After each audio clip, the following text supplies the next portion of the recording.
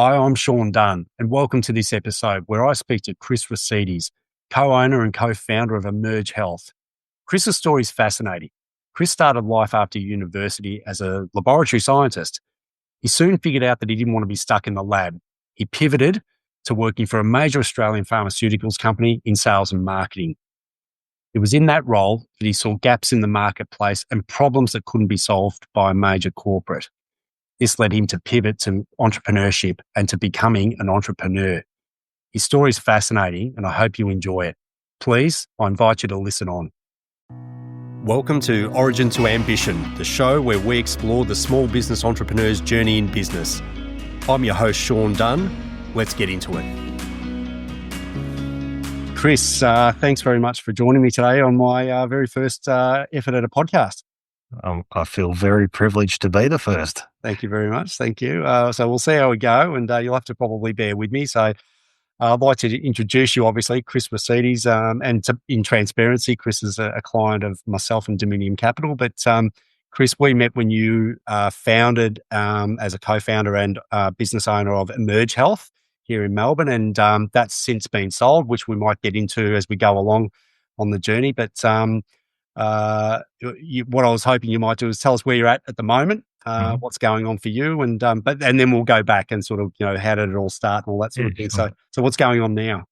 Sure. So we sold a business in 2019 to one of our partners, Chiesi Pharmaceuticals, outside of from Parma in Italy. So that was an exciting next phase of my journey. I had to stay in for 3 years, stayed for 4.5. And when I finished in April of 2024, it was like, what's next? And I'm way too young to do nothing. So I wanted to keep the mind active. So I'm still in the industry. I'm doing my own thing. I've just founded a new company called Amros Healthcare. And the goal of Amros Healthcare is for me to work with people I really enjoy working with to look at, I suppose, opportunities within the industry where someone with my experience can help improve better access to medicines in Australia. So that's kind of a little summary of where I'm at. So in other words, I'm not doing anything. Well, I'd say that that's probably well-deserved at the moment, Chris, to be perfectly honest, after the Emerge journey and into Chiesi. Sure.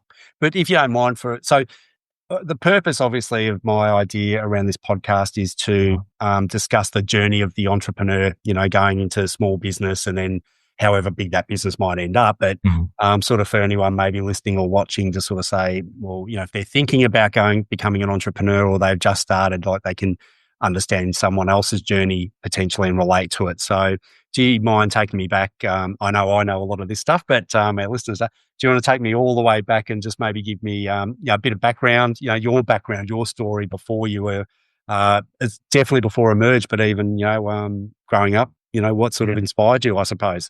Yeah. So, I suppose if we just initially just focus, I'll get into the specific stuff around me later, but if we initially focus on, I suppose, my professional journey, I was a scientist. I worked in a lab for a short time, 2.5 years. One of them was at Carlton United Breweries. I wasn't drinking beer at the time. I was not drinking beer, but I found out pretty quickly that from a career perspective, and if I wanted to be satisfied in what I was doing, I was never going to be sitting in a lab. As much as I enjoyed the work, it was just not for me. And I met a husband of one of my work colleagues, and they were commercial people. They were salespeople and in the pharmaceutical industry. So I did my homework and ended up joining the pharmaceutical industry a long time ago. 34 years ago or so now. There you go, yeah. As a mature person, because a lot of the people join the industry early, as in straight out of uni, I was a little bit different that way. Yeah. And pretty soon found out that, working in healthcare was quite exciting because you really felt like you were contributing and helping improve the lives of patients. I mean, I was one of the first representatives to launch Prozac in Australia, and that's when mental health really came to the fore right across the world. And of course, there are many arguments on where drugs should play a role, but that's a discussion for another time. But we realized pretty quickly that I really enjoy the industry. I worked in a number of positions from sales to sales management to marketing management, and then pretty quickly worked out that I'm not a corporate person. So I tried to join smaller organizations that where I could have a diversity of activities that I could partake in. And the first one was an organisation that's not so small anymore, and that's CSL. I joined them in a pure business development role, and then found out pretty quickly that the entrepreneurial nature of who I am came out, because it was about jumping on planes and doing deals with companies predominantly in Europe, but also in the US. And it was very much an in-licensing, out-licensing type job. Yeah. Without getting into specifics, moved into a general manager's role of a small publicly listed organization, started working for small biotech. But sitting in someone else's business, putting your head down and bum up and getting as much done as you can, doesn't come without sacrifices. Yeah. And I found that those sacrifices to me weren't worth it unless it was for me. Yes. And I really, in some of the initiatives I wanted to put in place, weren't getting signed off. And I thought, you know what, maybe it's time to take that risk, and maybe it's time to look at starting my own business. And at the time, I thought, what's the worst that can happen? I try this for a couple of years and then just kind of go and get another job if it doesn't work. What could go wrong? Yeah, what could go wrong? So it was a bold decision, and I don't think we can say there's a right time or a wrong time. Looking back now, you think, oh, gee, I could have done that earlier. But without the wealth of experience that I had in all the other roles, and without finding out who I was, well, still don't know who I am, who I was and what I wanted to do. I probably wouldn't have been as successful in setting up Emerge Health and taking it to where it went. So, from that perspective, everyone's journey is different, and I wouldn't prescribe to anyone to say you must do something at a particular age. You've really got to find the time that's right for you if you want to be an entrepreneur.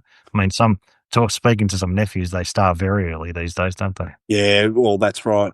With you said something there about, part of becoming an entrepreneur was internally driven, I suppose, in that you were like, I'm not built to sit in a lab. I'm not built to really necessarily sit just behind a desk either. I like to be out and about and talking to people. So there was a personality trait, I guess, driver behind that to a point. Did you feel at the same time, because you stayed in the pharmaceutical space, was there still a drive? I'm not trying to make this a leading question, but was there still a driver around that passion of helping people, like you're helping the community in terms of the end user? Was that also a driver, I suppose? Yeah, and it was the main driver, but probably I can answer that. I can answer that in two ways. Firstly, growing up, I mean, we'll circle back to when I was younger. Growing up, you come from a first generation Australian family. Parents working hard. You watch them, working those endless hours just to get by, and you kind of in your mind you're thinking, one day I want to really contribute to the community that's allowed me to live the life that I'm living. And so that kind of was the driver from the early days. You could see I wanted to really make a difference and kind of improve myself above where my parents could because of their lack of education. So that was always in my mind. But I think the main driver was I could do so much more if I was in a business that I could run myself and set it in the right direction, versus all the barriers that you get in a big corporate business, or in even a small business that has all this infrastructure where you have to get a million things signed off. So I think many entrepreneurs want to make their own decision, and I wanted to make my own decision and found it very frustrating not being able to do that. That was the first element. And then the second element is when you're sitting in those businesses, you're thinking, we're missing out on so many opportunities. And it's not so many opportunities from a commercial perspective. Patients are getting product. that I know will change their life. So my initial vision when I first started Emerge Health was, what business am I going to get into? What am I actually going to do? And it became very clear for me. It was as clear as day and a sunny day for me. I wanted to make sure that small businesses in Europe and the US that didn't have the breadth of products or didn't have the want or the need to come out to Australia could find a reputable company to place their products so that patients in Australia could gain access to the medicines they normally wouldn't. Yeah. Okay? So this would be products that would treat maybe one or two or three patients in Australia. Yeah. Okay. Up to 2,000. It wasn't asthma or it wasn't COPD. There were plenty of products in those areas. Yeah. It was ensuring every patient could gain access. And access means bringing the product to Australia and then being able to provide it at the right price as well. So, that was definitely a difficult journey with all the suppliers getting the price approved. But that was the main driver. So I could feel that the business was contributing and it was making a difference, and was making a difference whether, as I said, it was one patient or 2,000 that we were supporting. Again, not trying to be, esoteric necessarily or unnecessarily, but is that a lesson that you would say for other entrepreneurs in that, obviously you had a passion and an expertise in that area, but, if you are providing something that does good, from a commercial perspective, again, I'm oversimplifying, but would you suggest that that's really where the commercial success starts to come? Because if you're delivering something that does good for people and does good for the community, does that half start to look after itself commercially? It's not build it and they will come. I'm not suggesting that. No. Would you agree with that, or is that? Kind of. I think the way I would put it is, and everyone's different. So people set up businesses for different reasons. Some to make money, some to become millionaires, billionaires, and I know many of them that do it for that reason. Yeah. But you've got to find, I think, the internal driver that's going to help you. My internal driver was I wanted to work for myself. I wanted to make the decisions myself. And I wanted to make sure that I felt like I was contributing to healthcare in Australia. Yeah. So anything I did was based around those elements. Yeah. Everyone has different drivers. I, in the early days, never worried about the money because to me it was more about the spirit in which what you were trying to achieve. And I always felt that if I got that right, the money would come. Of course, along the journey, you got to make sure you get the right price and make the right margin, all that type of stuff. But that's just a normal decision, decision making that you have to do. Yeah, that's right. But the reality is, if I was just because I know who I am, if I was just focused on the money, I would have hated it just as much as I hated working for someone else. And hate's a hard word, so maybe I would have been unsatisfied in my working environment if I did it that way. And other people are different. Other people are focused on money. They want to make the money and then they put the strategy in place for it. But that was never a driver for me. I can remember a conversation that you made me feel really comfortable with in the early days around this.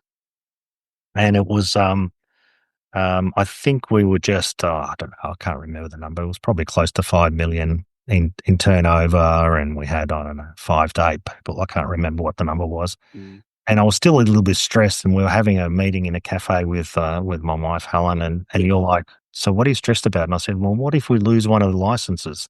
And you're like, and how does that make a difference to your life? And I went, geez, right. Not much really changes for me. It may change for some of my staff with the ability to supply the products I want to and the satisfaction of the job, but financially it didn't make it doesn't make a difference for me. So for me, that made me feel much more comfortable. And then I went to pursue my goals even further. Wasn't sure what the story was. Wasn't sure which story you were going to tell then, Chris. Yeah, it was a good one. I'm looking around like, where's this one going to go? Yeah, it's a good one. Yeah. And this isn't about me, but I know I went through this starting Dominion Capital. But with yourself in terms of I met you after you'd started Emerge. So I wasn't involved. I had no part in, advising going into Emerge or where you'd been from. So can you take us back? Because you've told us a lot about the why you went down that path, but commercially, well, financially, not commercially, financially, you've got a wife and two children. And how did that make you feel, and how did you manage that process? Because that's any entrepreneur will immediately know that the salary's gone, the safety net's been pulled away. How did you manage that going into Emerge, or starting up Emerge? So the first 2 years, I think, are the most difficult, probably the first 2 to 3. And every business is different. So they say that the first 5 are most important. I think 70% of startups crash after 5 years. Yes. Some statistic like that anyway. But the first 2 years were probably the most difficult for me because I didn't pay myself. Yes. So to answer your question, it was like, oh my God, 2 girls in private school, Yes. a certain amount of funds in the bank. So you had to look at that and see how you could manage that. And then I also I worked quite long hours. So during the day, I was focused on Emerge Health and building Emerge Health. And probably from about 4 o'clock to 8 o'clock, I used to do some consulting work for Asia Pacific companies in the pharma space. Yes. To earn some money, and that helped me manage. Although I can remember getting on the phone to certain jobs saying, you're going to pay me Friday. Do you reckon you can make that Monday? Yeah. And you start doing things like paying in cash to the school, and Yes. things like that. But it was stressful. It's the toughest decision you need to make. They say entrepreneurs, pay yourself before you pay anyone else. Easier said than done, especially because no one's going to do work for nothing. But it's risky. It's the type of person I am. You have to understand that if you want to do this, there are going to be certain risks, but I think you can manage those risks. Yes. I would have known 2 years in that this is bleeding way too much money and I need to get out of here and find a job. And I would have done that if that was the case. But I was lucky enough that things really started moving from the second year, and I started paying myself something. I still didn't pay myself commensurate to what I would have if I for someone else. Yes, absolutely. Yeah. And then everyone's different. We didn't miss out on things. We probably just did less international trips with the kids, or did something more cost effective, like going to your in-laws or your parents' place in Rosebud. Yeah. Yeah. So, but it was still enjoyable, and the kids learn a lot from it as well. They were a part of the journey. I was very lucky. I had a very supportive wife. Yes. We've spoken about this probably about 10 years in, or we spoke about this, and I said, "Oh, lucky I didn't share this and that with you. Otherwise, you might." She said, "I knew all of it." She said, "I just needed to back you," which was fabulous because sometimes your partners or the people around you can actually make it more difficult by putting the pressure on. I can remember Helen's uncle going to me, "Are you making any money yet, Chris?" And I'm like, "Jesus, you're killing me. Just let me do my stuff." Yes. Yeah. Yeah. Absolutely. So Absolutely. it is difficult. You've got to have strong belief. Yes. You got to focus. I can remember working a full day in my original office and driving home at 7, 8 p.m. thinking, I haven't done anything today. But the reality is I've done a lot. You just don't realize it at the time. And it sounds a little bit cliche, but it is a journey. You've got to take those steps. And building takes time. It's like fitness. I think you're a fitness man. Too many people focus on losing. Yeah, you are. You're very good. Too many people focus on trying to lose 6 kilos versus trying to make it a part of the lifestyle, and knowing that in 12 months' time, while I'm still exercising, I'm going to be in a better place than I am now, because it can't happen. This stuff can't happen overnight, and business is the same. Yes. Merge Health couldn't have been created by me if I worked 24 hours a day, by me working 5 hours a day, it wouldn't have helped it, because those steps needed to be taken. Yes. Yeah. I understand.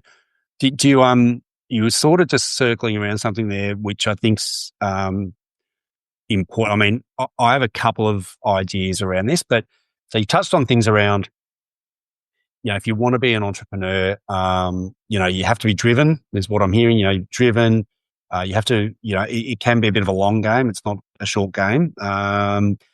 And what do you think, if you had one or two words or a sentence, what holds, maybe the answers in the question, but what holds people back? So when they elect to go down this path, and setting aside, whether or not the business is a good idea or whether or not the industry is a good industry, and whether or not, and clearly I think entrepreneurs who receive advice early, that's not a self-serving statement, and I actually will come back to that.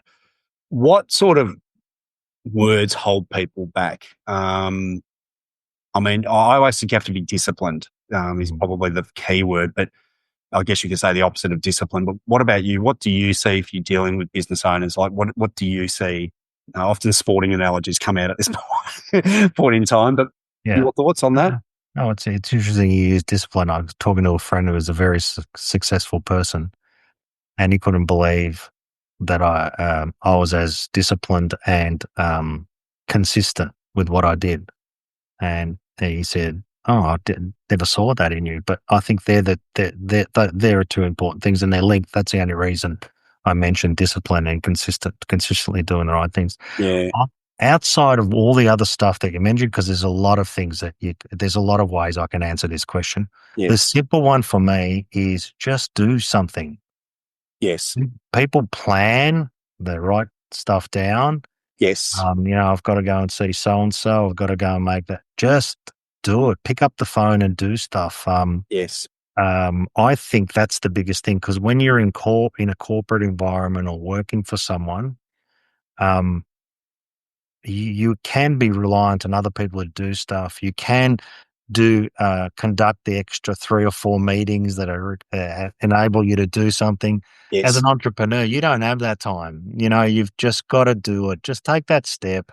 And what's the worst that can happen? It won't work. If I told you how many times I called companies off the cuff internationally around, or trying to find someone that knows someone within a business, I know I had no problem picking up the phone, and 50% of the time they'll go, "We'll call you back later," and they never did.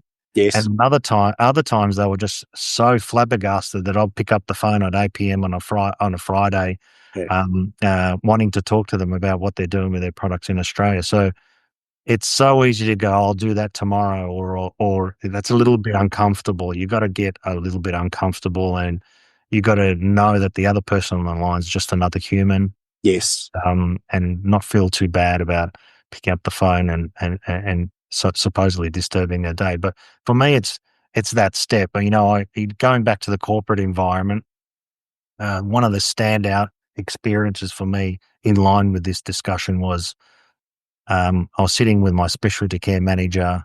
I had a big team now. I'd gone from 18 people at Emerge Health to 100 people at Chiesi, and they completed some work, and they worked out that the strategy, whatever the strategy was going to be, they were 80% comfortable that this was the right strategy.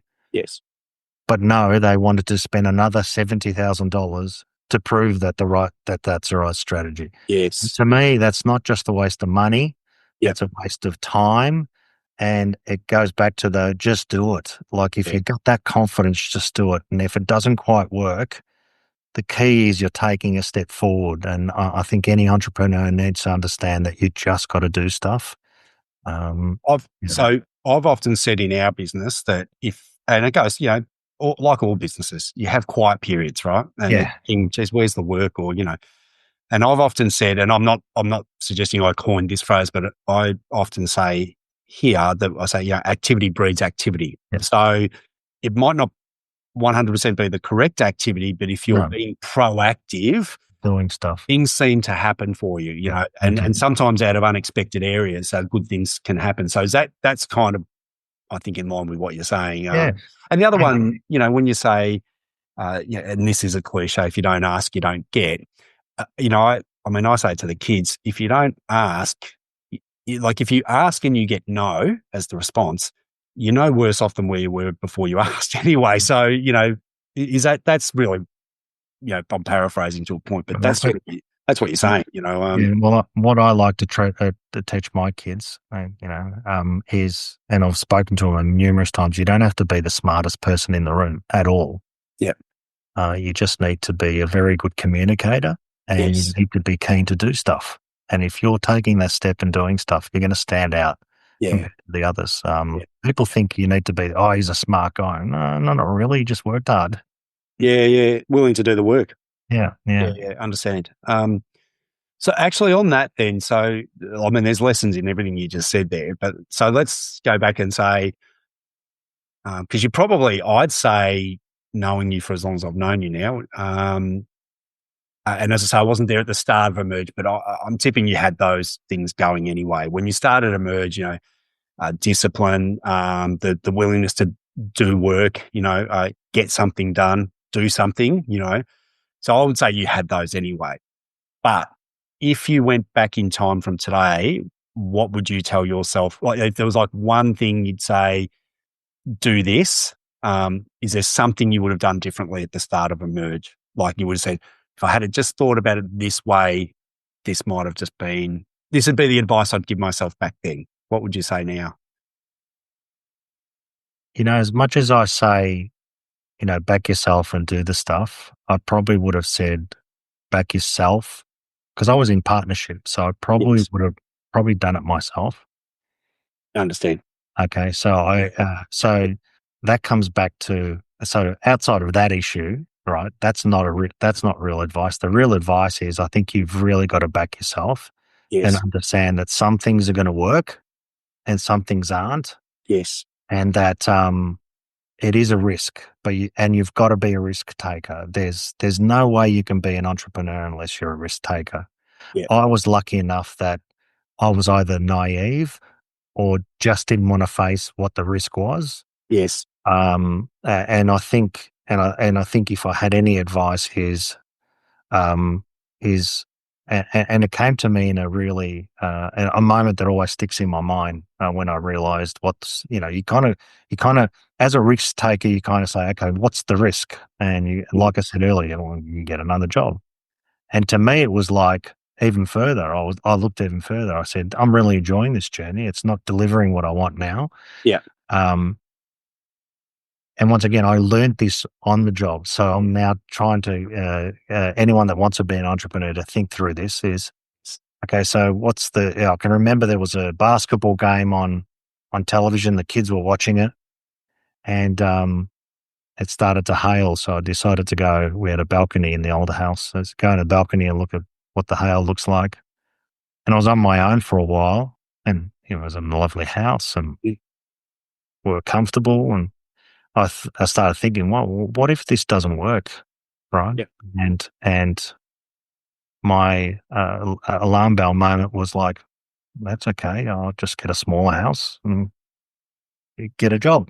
yep, So my life is still great. Like, yes, no one's died. yeah, yeah, yeah, yeah, And I think you got to put that risk into perspective. I don't need the best car. I didn't need the best house. mm, mm, And I was willing to do that. So there's a massive element of risk there. So my advice is, try to understand the risk and understand whether you're willing to take it. Not everyone can. Not everyone no, can. no, Because the car and the big house is important to them. The other word of advice is learn to switch off. So yes, I have, and I've always had, I don't know where it's come from. We always talked about it with Helen. Um, as soon as it's time, whatever time it is, 5, 6, 7, 9 p.m., and you're sitting at home, switch off from the work, because the relief you get away from it, and all all entrepreneurs are different, but so this is my personal experience of what made me focused.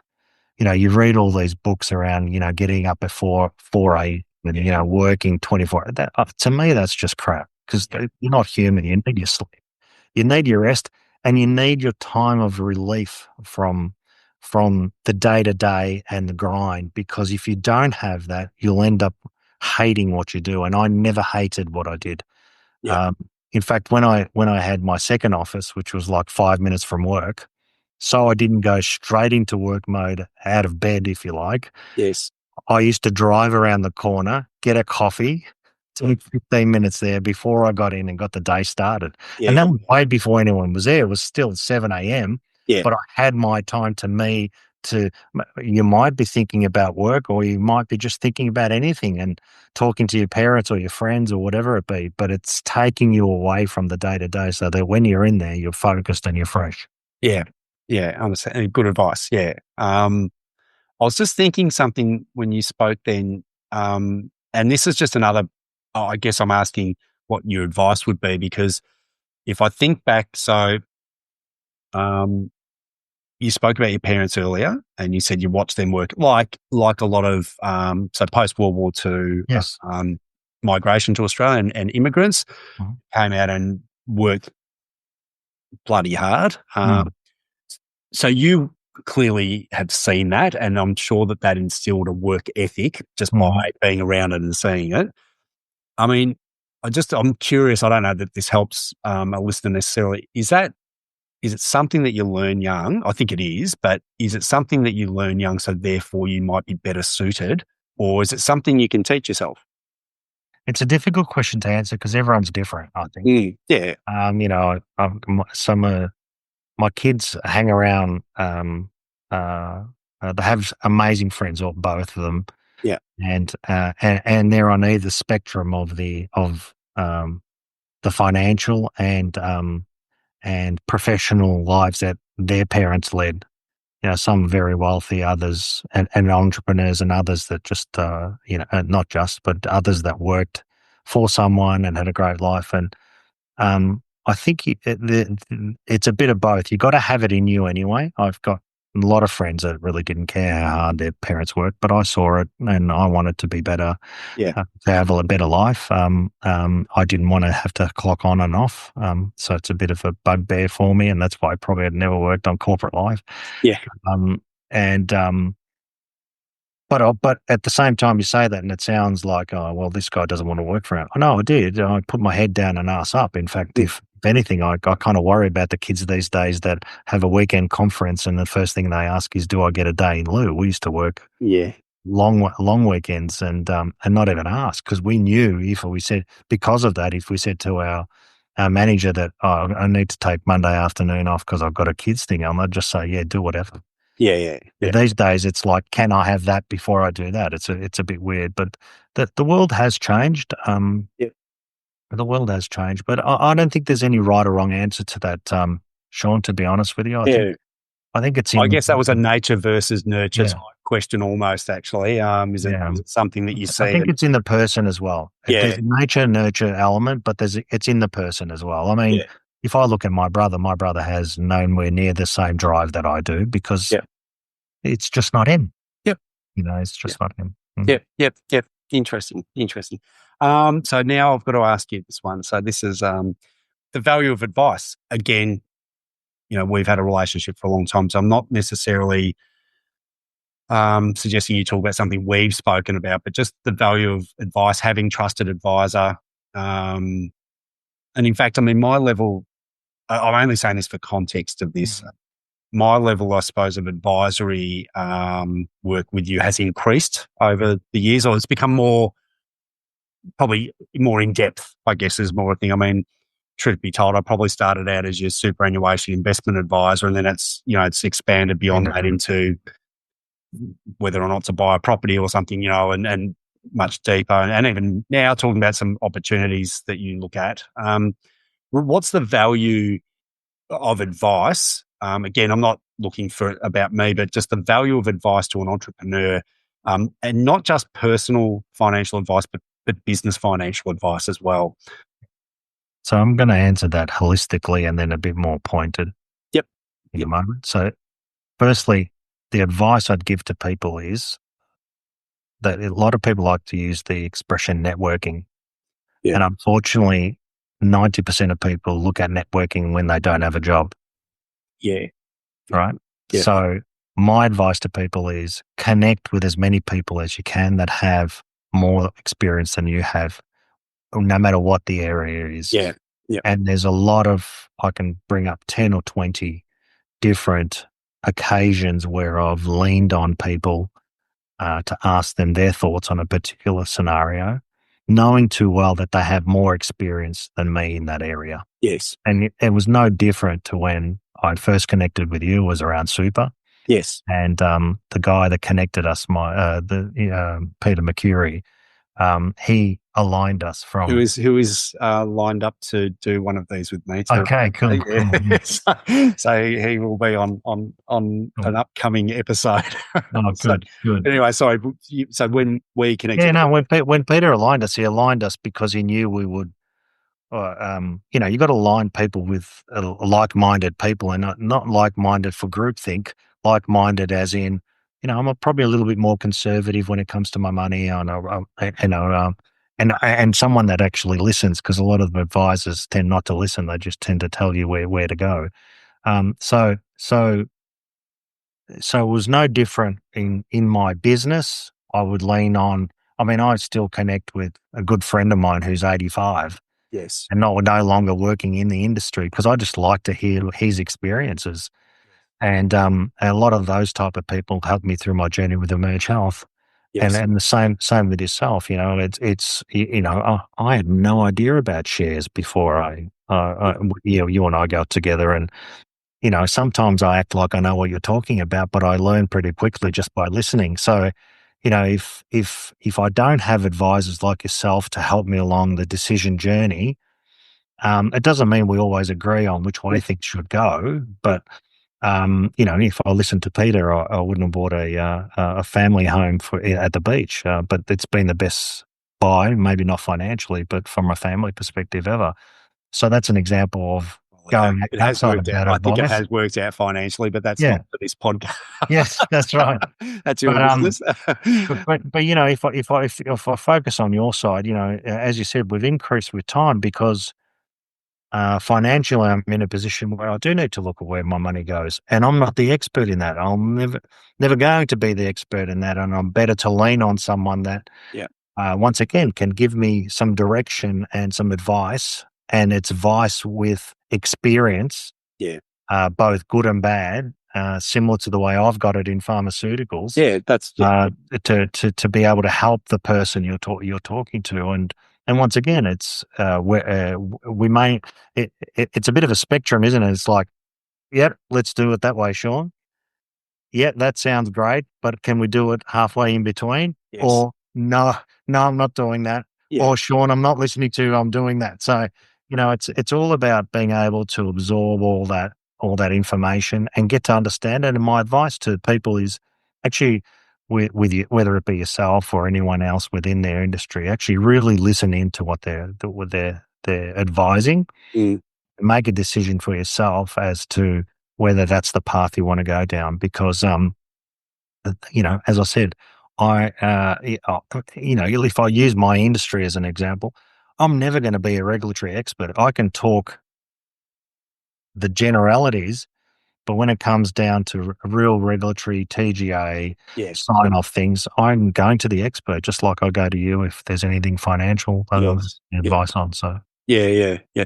I think then the advice then is that get advice. And have advisors. And as you say, the advisors might lean not on. be formally appointed advisors, but it's those people that have been around longer than you, Yeah, have more experience than you, that can just offer you another perspective on, yeah. their area of expertise. And people you can trust. Well, Good absolutely. one. Trust. Yeah. Yeah, absolutely. Yeah. I mean, I've said to people who might be talking to me about, engaging me as their advisor, I say that to them, like, I just might not appeal to you for whatever reason, right? You might just not like bald white blokes like me, right? So that's okay. What I then say is, I say, if you're not going to engage me, you go and find someone like me that you can work with, because I think the value of the advice is getting the advice. Yes, correct. Yeah. I think that's sort of the lesson there. So Well, that, well, Sean, there's advice. There's a level of advice, but there's also a level of working through in a working through an item with someone who has the experience to enable you to make the decision at the end as well.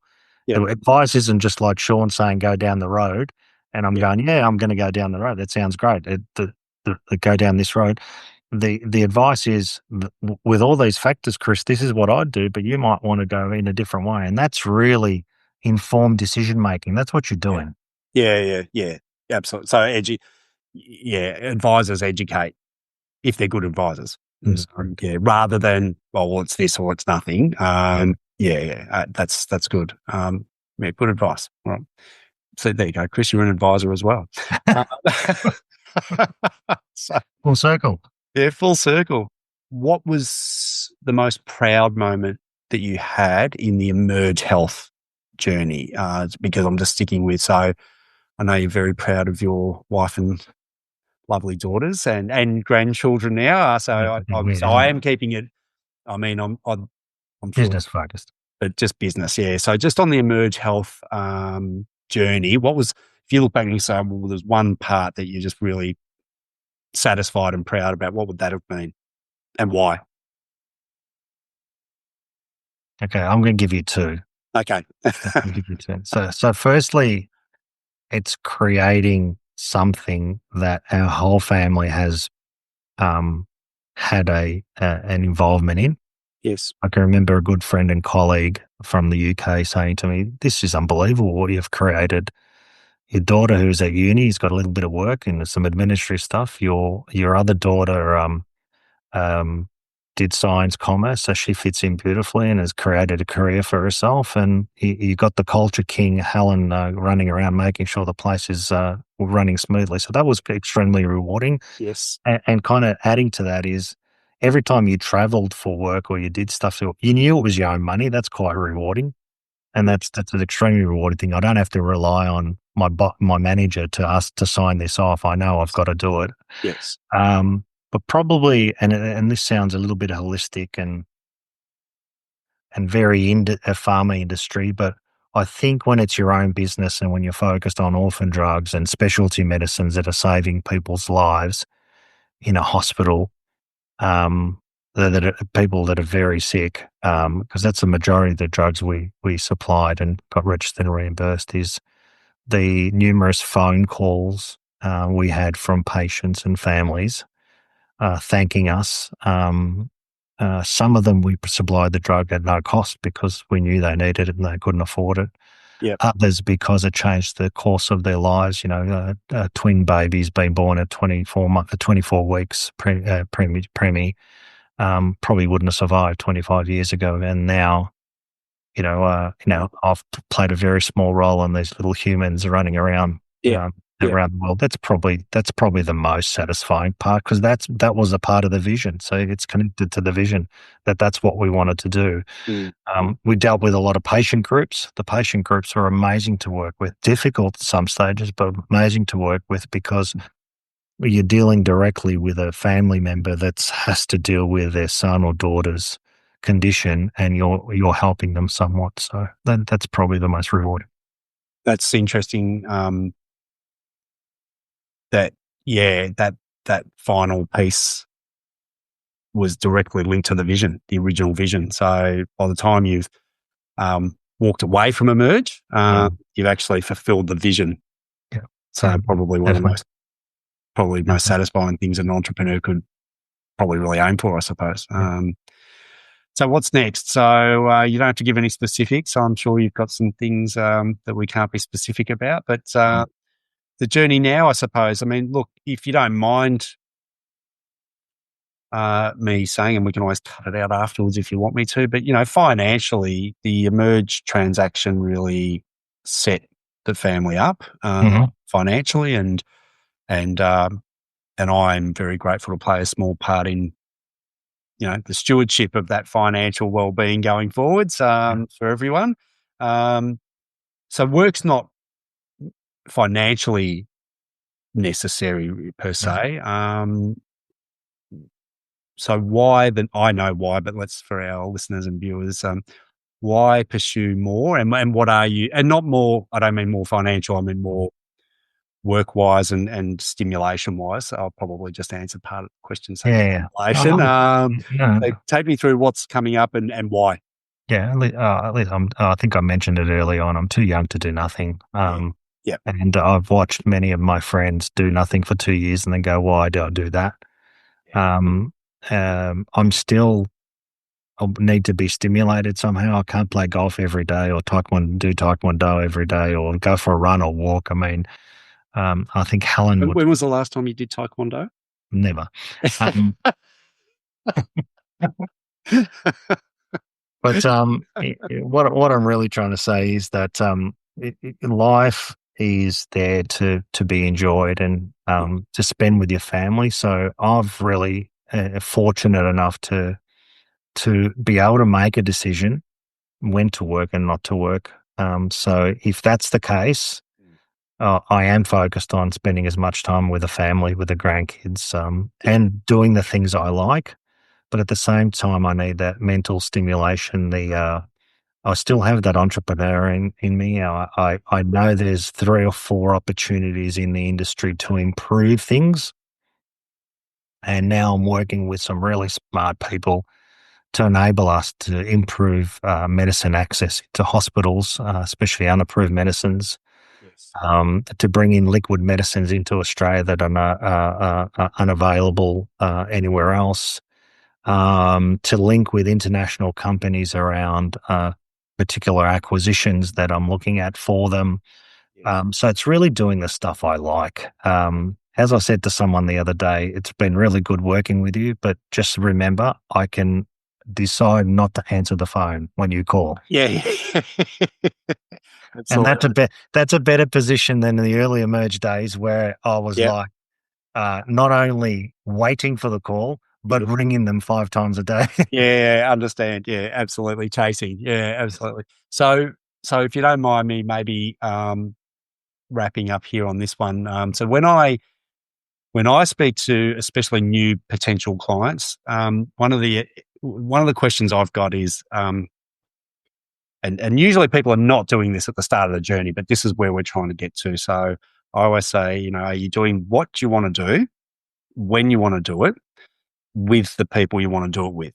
And would it be fair to say that you are in that realm now, that you are doing what you want to do, when you want to do it, with the people you want to do it with? Absolutely. Yeah. Absolutely. Although I'll get strung along with some people that I go, why do I do that? But Yeah. Well, that can happen. Yeah. But yeah, that's that can happen on a Saturday night going out for dinner with some correct. people. Correct. So. I'm very easily led, especially when it comes to a drink. Yeah. Yeah, I hear you. And it's a bit like me watching a game of Carlton play football at the moment while I'm No, doing you this. But don't. anyway, that's Don't another want to go topic. there. Don't want to That's go there. another topic. That's another cross to bear. Chris Rossidis, I've known you a very long time, and I really appreciate you. I hope that went well, and we Yes. will tidy it all up, no doubt. But Easy. You're a natural. I'm not sure about that, but I appreciate you being on today. On Origin to Ambition is the title of our podcast. Where did you start, and where was the ambition to? Where did it lead to? So I appreciate your time, and Anytime. look forward to sending you a copy of this once it's completed. Absolutely. And I'm sure we'll be catching up soon. We will be. Yeah. Yes. Thanks Excellent. very much. Thank you. All right.